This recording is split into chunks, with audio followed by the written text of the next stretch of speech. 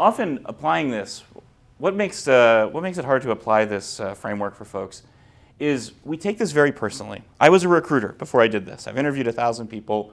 I've made a lot of job offers. I have never had a personal, I've never made a job offer or a rejection decision based on personally liking somebody or not.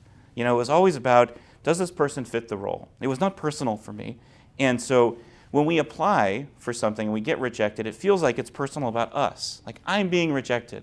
They didn't advance me in the next round because they didn't like me. And I promise you, I don't know, I can't speak for every recruiter on planet Earth, but for the most of us, we're just trying to do a job. And so all we're looking at is the fitness for the job. And if you can keep that in mind, those rejections can feel a little bit less painful, and you can learn something really useful. The other thing on here is that people are going to say a lot of really nice things. We so wish that, we get the form letter rejection, and it doesn't say anything helpful, and we're just like, damn it, if these people would just tell me what I'm doing wrong, I could do something different. And I would just say that, in my experience, they can't give you the kind of feedback that you're looking for.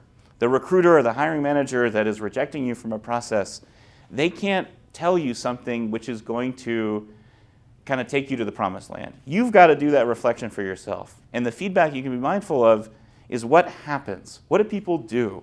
Who calls you back for an interview? Who is willing to take your call? Who's willing to get a coffee with you? That is the more instructive and useful feedback. That's the feedback that we can take on board and do something helpful for your search.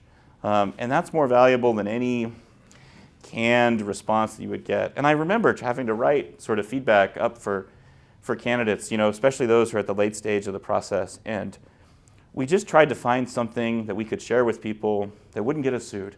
And so often they're not going to tell you the real story, because the real story is kind of nuts anyway. Like, there's all this stuff that's happening in an interview process which has not a damn thing to do with you. And so don't feel like you need that feedback to move forward. The feedback's what happens. And then finally, it's iterative. It's a learning process.